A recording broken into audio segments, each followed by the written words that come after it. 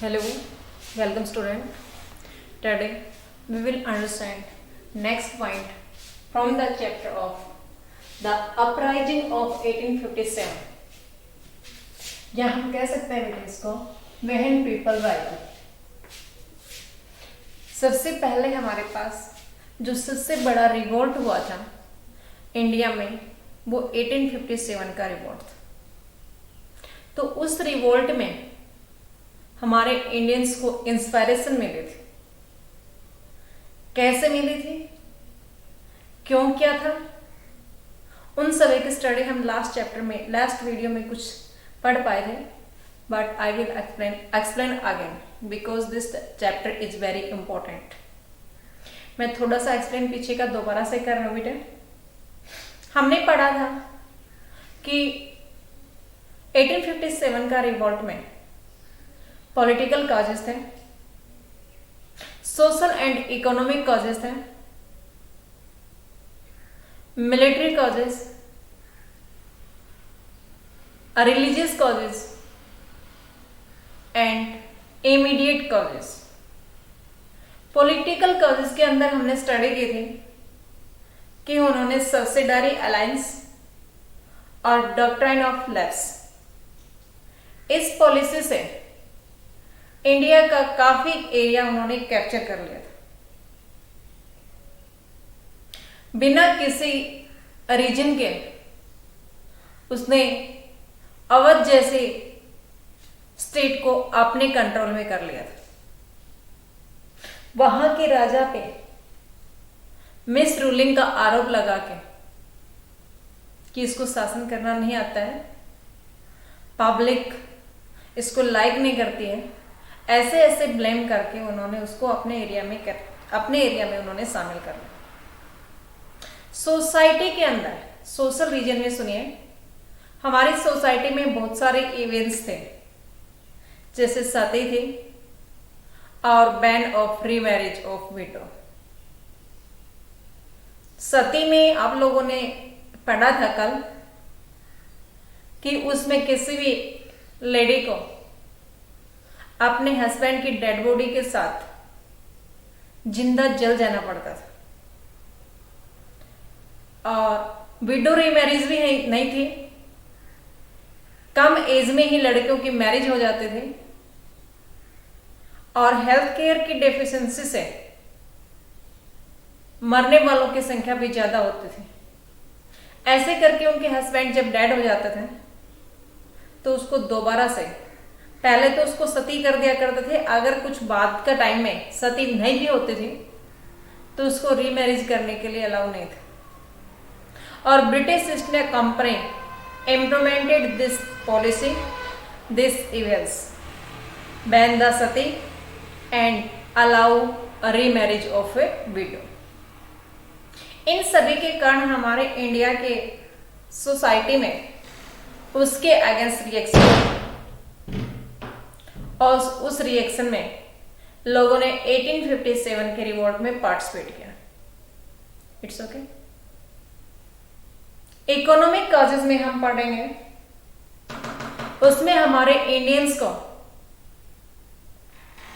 लो post दी जाते थे, down category का जो सर्विस होता था उसके अंदर ज्वाइनिंग दी जाती थी, साथ में उसको लो सैलरी और डिफरेंट टाइप से उनको हरासमेंट दिया जाता था।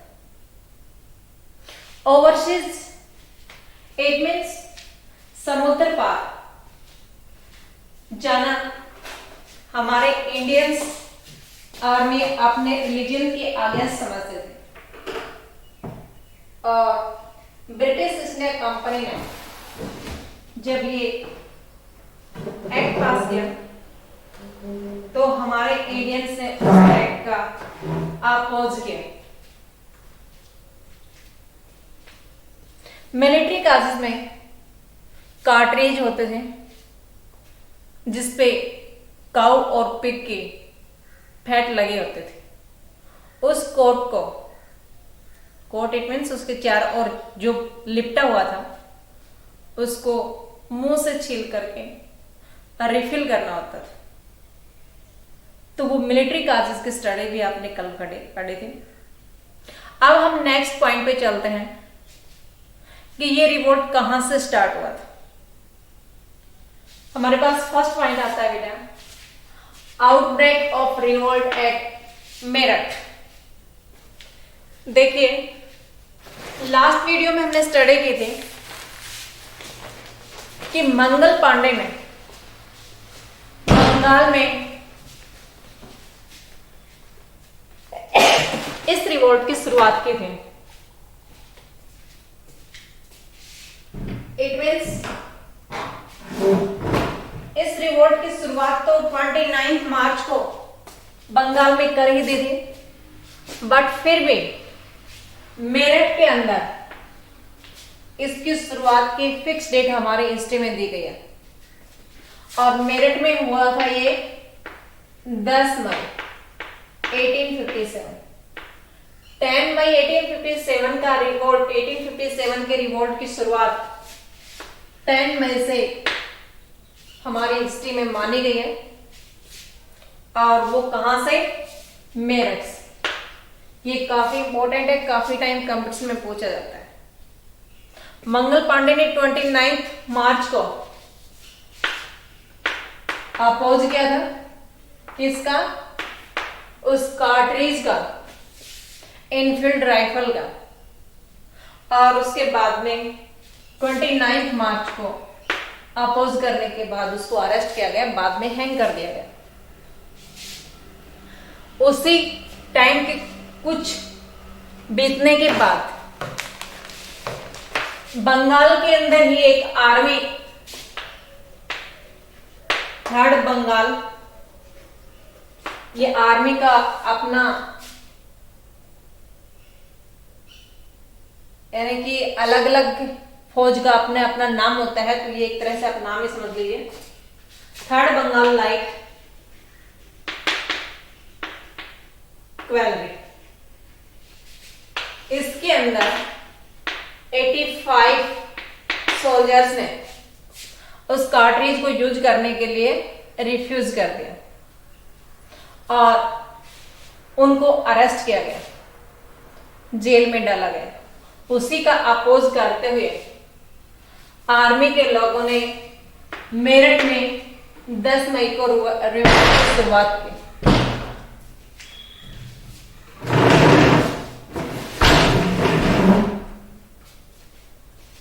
इस शुरुआत के बाद मेरठ कहां है वो सुन देखिए,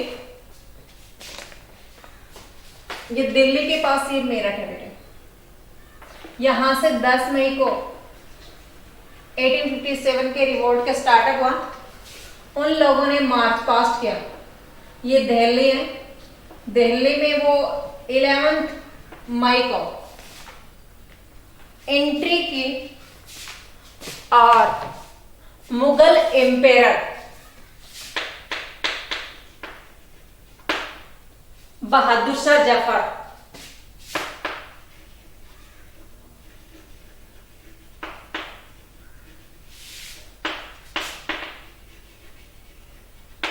हिंदुस्तान का एम्पीरियर डिक्लेयर किया। किसने, जो रिवोल्ट करने वाले लोग उस मार्च पास्ट में पार्टिसिपेट कर रहे थे उन्होंने। बहादुर शाह जफर कौन था, देखिए मुगल एम्पेरर हुआ है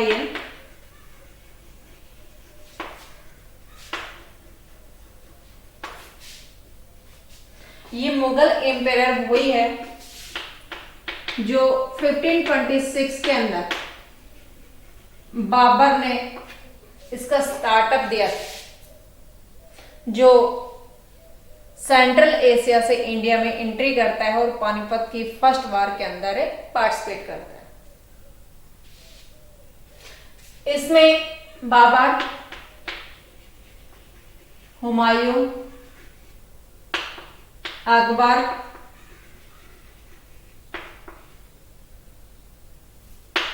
जहांगीर, अकबर, औरंगजेब आदि आदि ये सारे मुगल एम्पेरर हुए हैं जो इंडिया में इन्होंने राज किया। ये बाहर से आने वाले थे, दूसरी कंट्री से आए थे, ये मुस्लिम थे।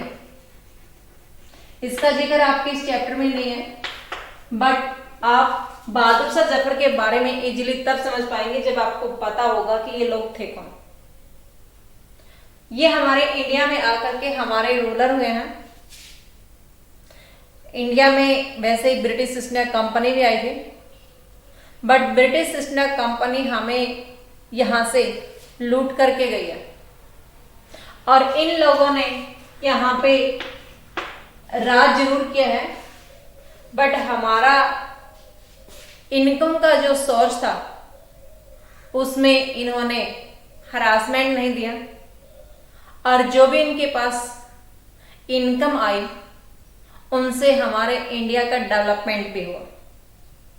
अब डेवलपमेंट तो इस जो आज का डेवलपमेंट है उस टाइप का तो वहां नहीं था उस टाइम पे, बट जितने भी हमारे पास हिस्टोरिकल बिल्डिंग्स हैं वो लगभग इन्हीं मुगल इंपीरियर ने बनाई।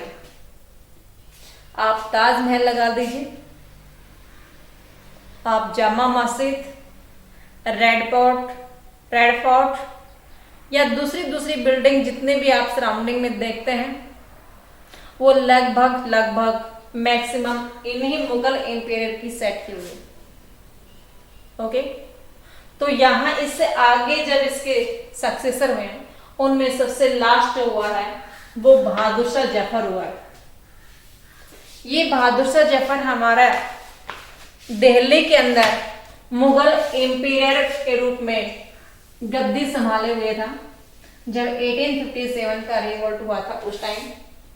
और हमारे मार्च पास्ट करने वाले लोग जो मेरठ से दिल्ली पहुंचे थे उन्होंने दिल्ली पहुंच करके इसको हिंदुस्तान का इंपीरियर बनाया।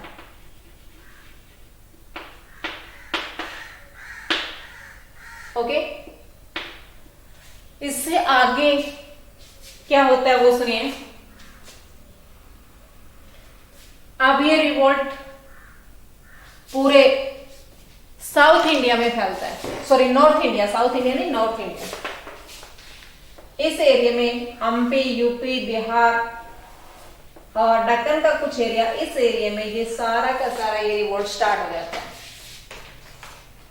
इसमें बहुत सारी लेक्चर्स भी थी, इसमें अच्छे पॉइंट्स भी थे, तो उनकी स्टडी हम बाद में करेंगे। पहले हम यहाँ पे स्टडी करेंगे कि रिवोल्ट कहाँ कहाँ हुआ। आप अपना ये मैप फिल करेंगे बेटा। ये मेन सेंटर है जहां रिवोल्ट हुआ था। मैं बारी बारी से बता रही हूं। Main centre of a 1857 revolts.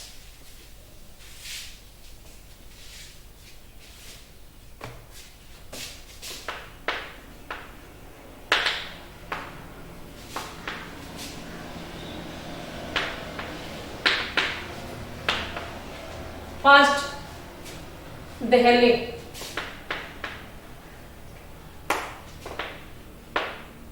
Second Kanpur, third Bareilly, next Jhansi,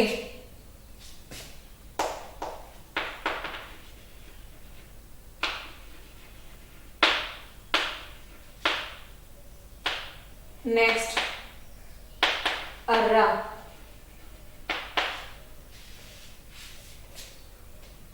जो बरेली है उसको आज हम रोहिलखंड के नाम से जानते हैं। कानपुर है वो अवध के नाम से जाना जाता है। इट मीन्स जो आज एट प्रेजेंट लखनऊ है वो एंशिएंट टाइम का कानपुर हुआ करता था।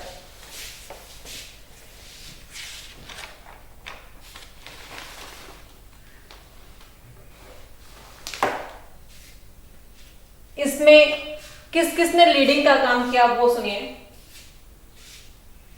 दिल्ली में रिवोल्ट की कमांड थी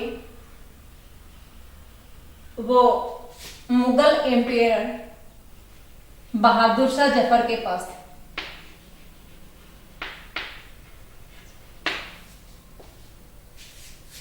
बहादुर शाह जफर ने काफी मना किया था जब इंडियन सोल्जर्स ने उसको प्रपोजल दिया था हिंदुस्तान का एम्पायर के लिए। Bahadur Shah Zafar refused their proposal. But जब वे आर्मी मैंस या ये कहें कि सोल्जर्स नहीं माने तो उन्होंने मान लिया और पार्टिसिपेट किया और दिल्ली के तरफ से उसने इस रिवोल्ट में कमान संभाली। कानपुर में नाना साहिब और बेगम हजरत महल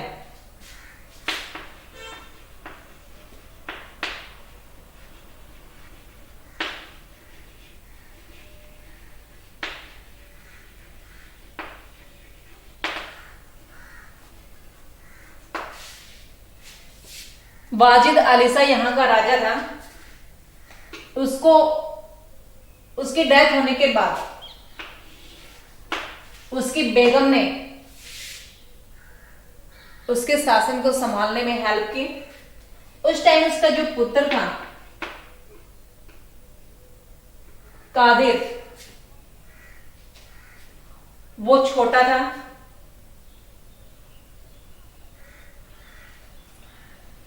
उसको सपोर्ट करने के लिए बेगम हजरत महल और नाना साहिब ने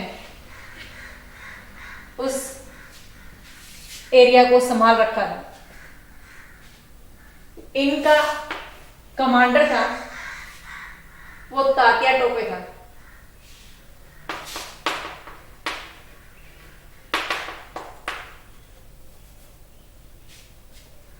नाना साहिब और बेगम हजरत महल बच करके उस लड़ाई में बच करके जब उनको सक्सेस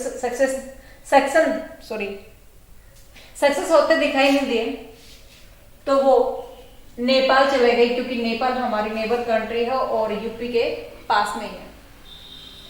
तात्या टोपे उसमें अरेस्ट हुए और मारे गए। आगे आता है बेटा बरेली।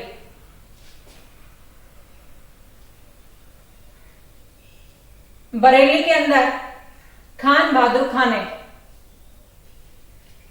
कमांड संभाली।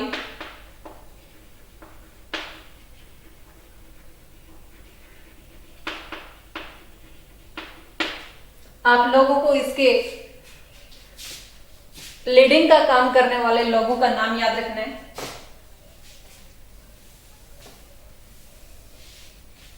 झांसी की रानी लक्ष्मीबाई, वो झांसी की तरफ से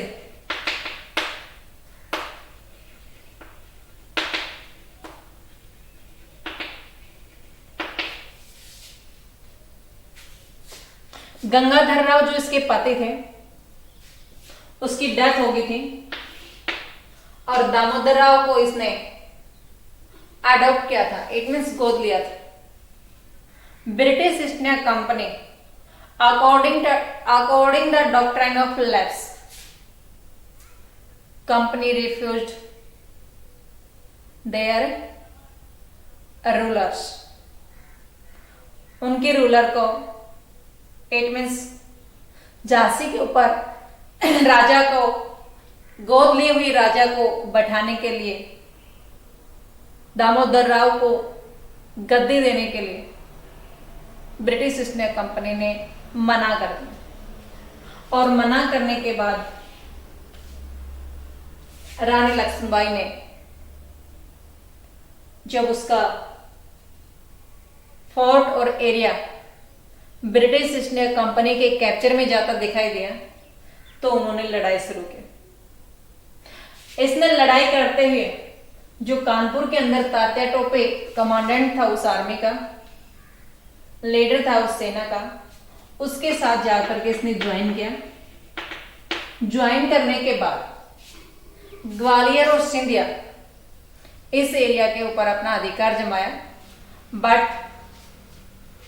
ह्यूग्रोज जो ब्रिटिश कमांडर था उसने 17 जून 1858 को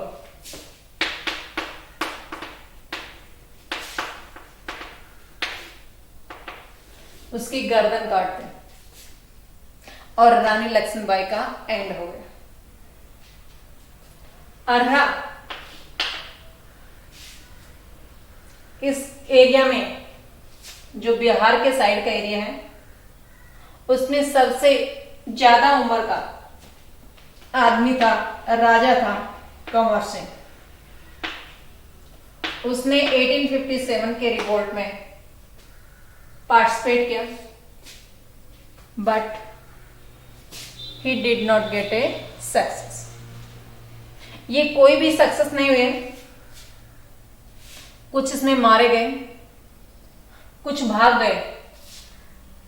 उसके बाद में इस रिवोल्ट को दबाने के लिए क्या किया, वो अगले पॉइंट पे स्टडी करना।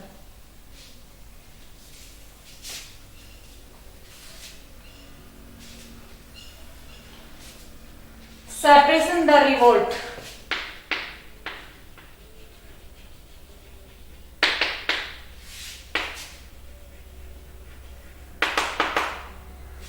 जब 1857 का रिवोल्ट था, उस टाइम पे हमारा गवर्नर जनरल लॉर्ड कैनिंग था। लॉर्ड कैनिंग के बहुत सारे कमांडर्स थे जो आर्मी की लीडिंग कर रहे थे। ब्रिटिश ईस्ट इंडिया कंपनी की आर्मी के साथ मिलकर के काम कर रहे थे, और वो आर्मी में जो ज्वाइन करने वाले सोल्जर्स थे वो हमारे इंडियंस थे, मैक्सिमम इंडियंस थे। तो उसके जो कमांडर थे, वो नाम मैं आपको बता रहा हूं बेटा, हुग्रोज, नेल, कैंपबेल,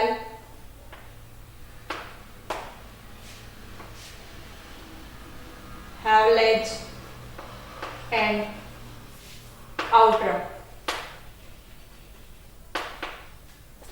ये सारे नाम उनके कमांडर्स के थे। ये वही हुग्रोज है जिसने रानी लक्ष्मीबाई का कत्ल किया था। इन्होंने इस रिवोल्ट को, इस अपराइजिंग को दबाने के लिए क्या किया, जो बहादुर शाह जफर था दिल्ली का, जिसको दिल्ली का सम्राट घोषित कर दिया था, हिंदुस्तान का इंपीरियर डिक्लेयर कर दिया था, उसको अरेस्ट किया गया और रैंगून जो म्यांमार की कैपिटल है, उसको वहां पे भेज दिया गया। और कुछ समय के बाद में वहीं पे 1862 में उसकी डेथ हो जाती है। ये उन्होंने सेपरेट करने के लिए काम किया था। और सारे बहुत सारे पॉइंट है। We will understand next point in next video. Okay.